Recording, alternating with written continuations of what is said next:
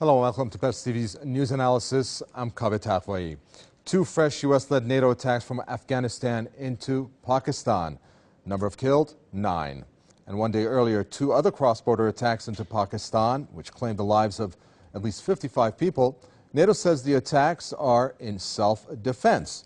It said that it was chasing Pakistan-based militants, adding that it had Pakistan's permission to cross into its soil. But this is a claim that's denied by Islamabad, who has said it may consider response options if similar attacks continue. What do the non-UN sanctioned attacks mean for the U.S. and for Pakistan? We're going to tell you what those non-UN sanctioned attacks may mean, but first, let's take a look at this report. Pakistani security officials have confirmed that NATO forces in the eastern Afghan province of Khost shelled a border town in Pakistan. At least 5 people have been killed and all of the victims are civilians. The deaths come as a U.S. drone attack in Pakistan's South Waziristan has killed another 4 people. Also on Monday, 2 NATO helicopters crossed over into Pakistan via Afghanistan and killed scores of Pakistanis. Islamabad has slammed the strikes. Pakistan's Ministry of Foreign Affairs called for an end to all attacks on its soil.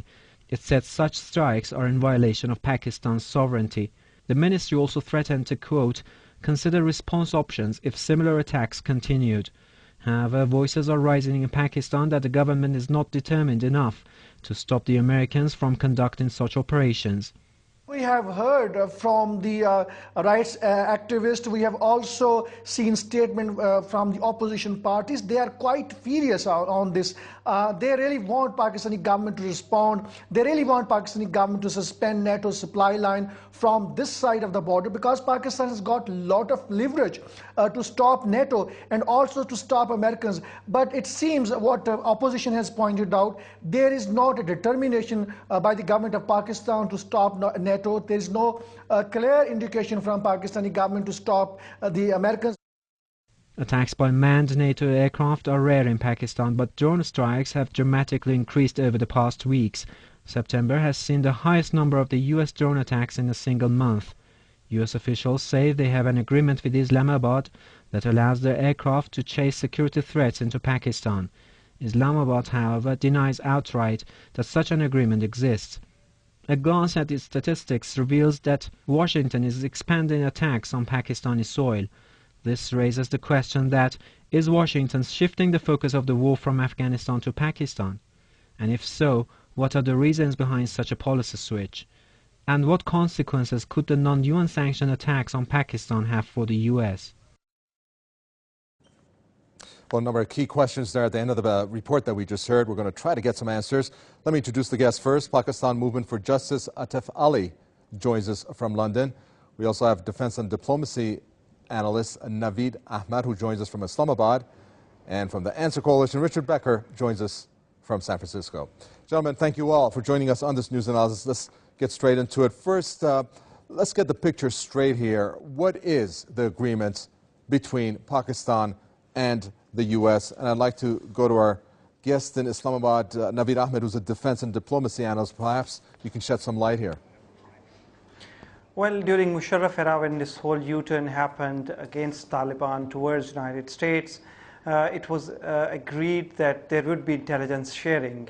And then because of this weak dictator that we had, who then happened to be the army chief of this country, agreed to further relaxing the position. And he said that, you know, we can agree on the permission, and we can accept if you have to chase any targets inside Pakistan. There is no official word, but when we speak to his ministers, to his political aides, to his advisors, we all knew that this is going to happen, and this has been quoted many a times in American scholars' books and of course American media, and of course also by Pakistani officials.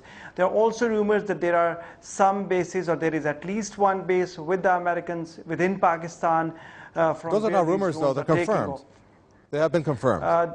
They have been confirmed, but they have not been officially confirmed, so to speak. But definitely there are Google Earth maps that are available, and these things are being said on this account. However, going beyond that, now that we have seen a switch from military government to a democratic government to a more professional military general taking over Pakistan Army, and the entire courts and the administration of Pakistan's armed forces switching to different hands. Situation is changing. Drone attacks are causing a lot of trouble within the armed forces, which are very serious in their operations in the tribal areas, and Pakistan has made major losses, has suffered major losses to the rank of lieutenant general from a normal sipai or soldier, which is not precedented in Afghanistan or even in Iraq. Okay, we're going to get to what Pakistan has gained in terms of opposite of what you said, which is what they've lost. And that's about the military aid that the United States is giving. But I want to go to Richard Becker and ask you, Richard Becker, U.S. officials, though, they're saying that they do have an agreement with Islamabad that allows their aircraft to basically chase security threats into Pakistan. Islamabad, the reports coming out that they're denying this. Well, of course they're denying it. It's a gross violation of Pakistan's sovereignty for the United States to do this. And it's really quite amazing if you take a step back and look at the situation. The United States regime has arrogated to itself the right to invade Afghanistan and occupy it. Next week, we will mark the beginning of the 10th year of that occupation. It has arrogated to itself the right to invade and occupy Iraq, and contrary to public relations statements from Washington, that occupation goes on, and it has arrogated to itself the right to cross the border, to attack Pakistan, to deploy forces inside of Pakistan, to disregard entirely Pakistan's sovereignty. And of course, this makes the people in Pakistan, the population, understandably very angry. But I think it's clear at the same time that the United States has some kind of an agreement with the Zardari government and the president there, who has accumulated extraordinary, vast wealth, and at the same time has accumulated a great deal of anger from the people of Pakistan. His continued ability to be in the presidential palace is, to a large degree, due to the support of the United States. Okay, let's talk about that wealth a little bit. My guest in London, I want to ask you this, and that is to the tune of $15 billion in aid since 9/11. Supplied Pakistan, the United States, that is, with 18 new F-16 fighter jets. Security-related funding requests just this year to $2.5 billion. Washington planning to send another 1,000 laser-guided bomb kits